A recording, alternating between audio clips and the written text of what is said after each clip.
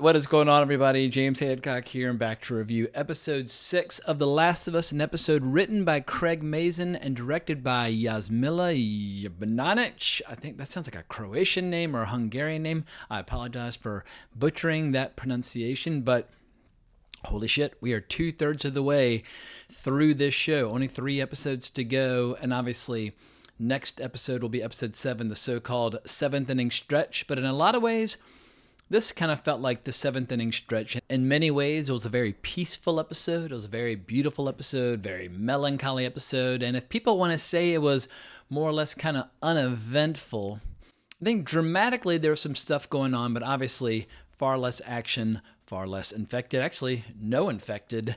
And after seeing a bloater last episode, I'm sure some people were thinking, well, are we going to get an explanation about bloaters? No, they did not provide one, which I think was a mistake on their part, because the audience who played the game and the audience who watches the show, obviously there's some overlap, but I feel like for everybody out there who wants to know what the hell that monster was at the end of episode 5, they deserved a little exposition of some kind. For those people who did not play the game, a bloater is basically stage 4 of the infected, when they've been infected for years and the fungus basically grows into armored plates, making them incredibly strong and incredibly tough to kill.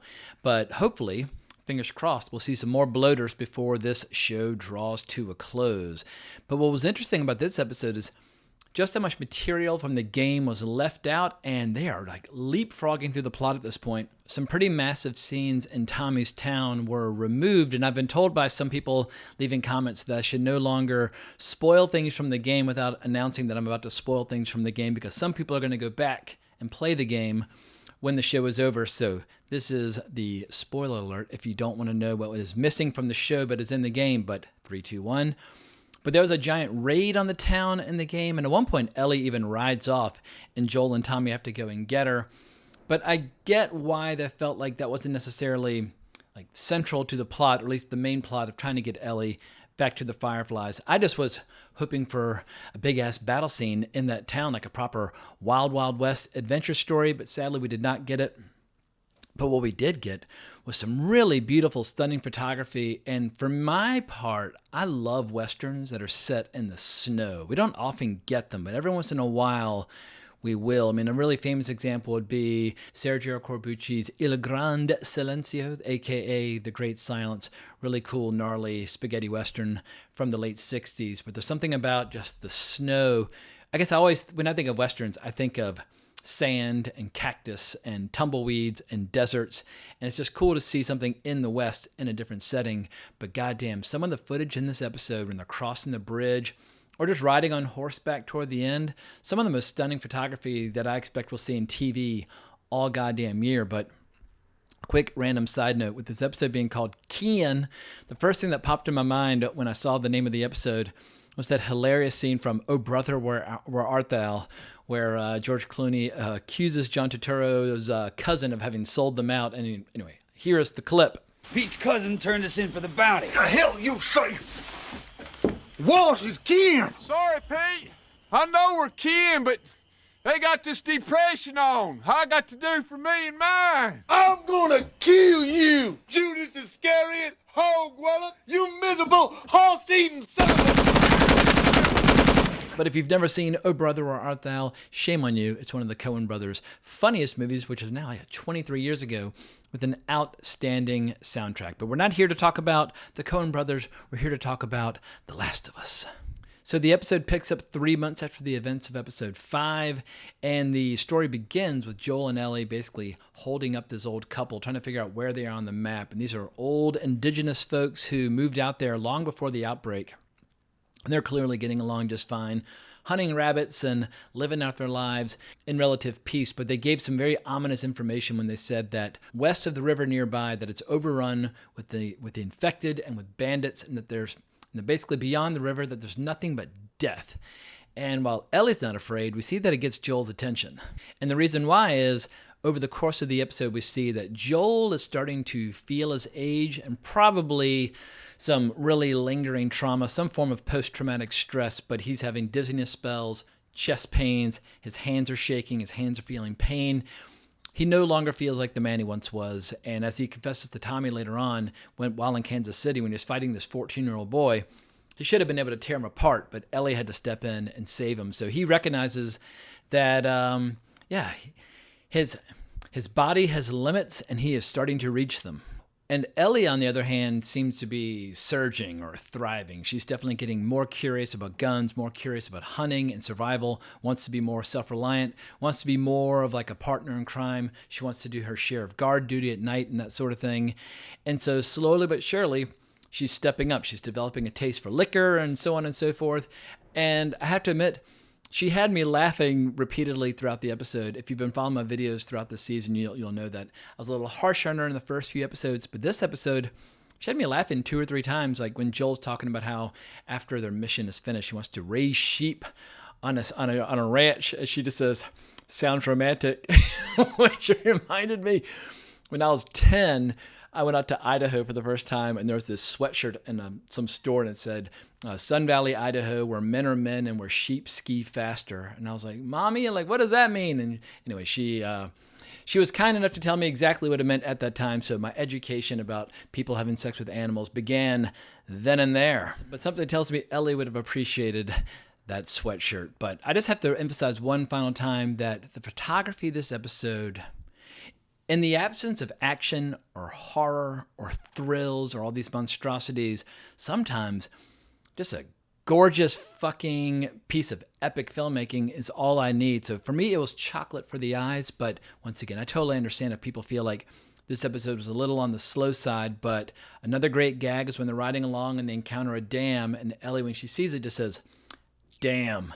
And anyway, it's almost like a dad joke, but she's kind of become the queen of great dad jokes. But the episode kicks into a different gear when they find themselves surrounded by armed riders. And I'm not going to say it feels like a modern day Western, because it's not modern day. If anything, it's present day in an alternate timeline 20 years after the apocalypse. It's almost like Mad Max territory, because people are wearing, flannel shirts, but they're wearing masks almost like bandits from the Wild West.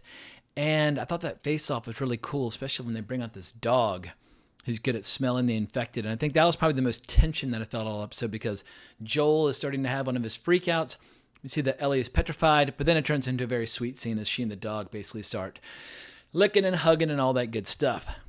And while I get that a lot of people are going to be making comparisons to Westerns with this episode, when they finally reach the town where Tommy lives, it almost felt more like a medieval show or something like that. This big walled-off fortress. And obviously inside, it feels like the Wild West, and they got Christmas trees and hardware stores and all that kind of stuff. But from the outside, it's like, God damn, this might be like an episode of The Last Kingdom or the Vikings or something like that. Like all they were missing were some swords. But finally, we get a reunion between Joel and Tommy, and it was a really cool scene. We see Tommy, just like in their previous life before the outbreak, he's constructing a building, and we get this great beat where Pedro Pascal finally lets a little emotion through. His eyes tear up, and he confesses, "I came here to save you," and obviously, Tommy's doing just fine. As it turns out, Tommy's married to Maria. There are 300 people there. And it's a weird situation where Joel slowly but surely realizes that Tommy deliberately turned his back on Joel and stopped communicating with him because he's horrified and ashamed of all the things they did to survive after the outbreak. In this community, they call themselves communists, or at least Tommy doesn't think of it that way, but Maria absolutely does. It is a commune. It's actually kind of the definition of like communism on a very small scale. But Joel calls out his brother for basically judging him for all the things that they did. And then slowly but surely, Joel confesses everything about Ellie being infected but being immune, about Tess being dead, and how what he really needs is for Tommy to step up and finish this mission and take Ellie to the University of Colorado, because Joel does not feel like he can protect her anymore. He doesn't feel up to the task anymore, but Tommy's expecting a baby, and it's not something he can really take on. He's got to think about more than just himself.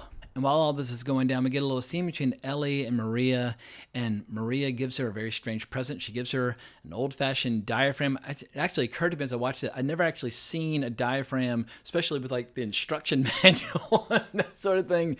But clearly she's taking a slightly maternal interest in Ellie and the things that she's going to encounter in the years to come.